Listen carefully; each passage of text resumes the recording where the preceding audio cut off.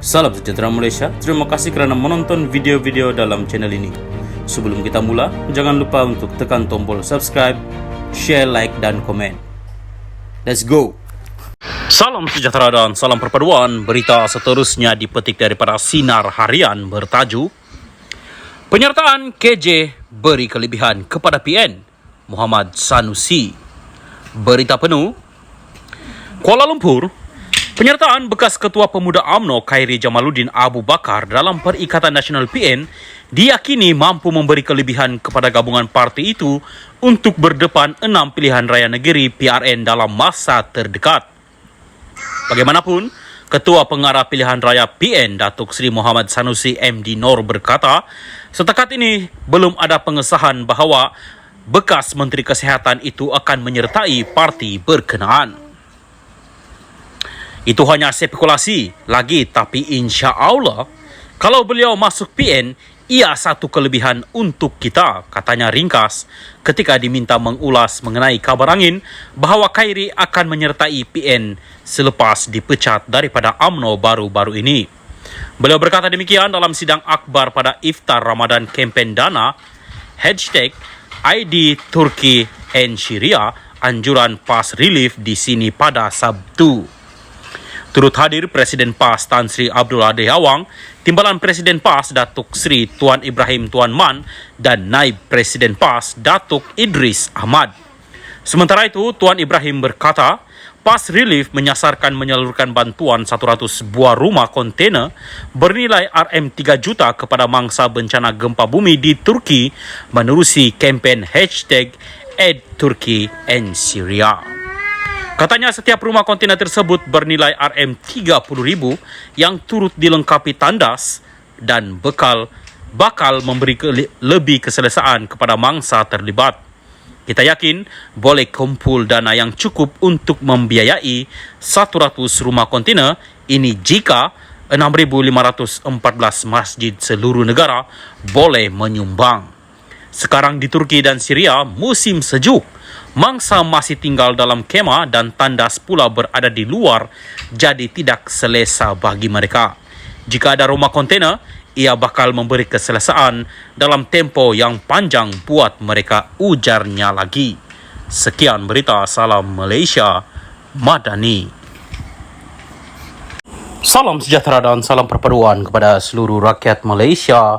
Berita panas malam ini dipetik dari Malaysia Kini bertajuk Jangan guna agama untuk raih populariti, titah Sultan Selangor. Berita penuh, Sultan Selangor, Sultan Sharafuddin Idris Shah memberi peringatan kepada semua pemimpin politik tanpa mengira kaum supaya tidak menjadikan agama untuk menjadikan diri mereka popular. Titah Sultan Sharafuddin, larangan itu dibuat atas kapasiti baginda sebagai pihak berkuasa yang bertanggung jawab dalam hal ehwal Islam di Selangor bersama Majlis Agama Islam Selangor, MAIS. Hanya saya sebagai Ketua Agama Islam di Selangor dan MAIS, pihak berkuasa agama di negeri ini. Ahli politik boleh berkata apa sahaja yang mereka mahu, tetapi mereka tidak mempunyai kata putus atau kuasa titah baginda dalam temu bual eksklusif dengan The Star.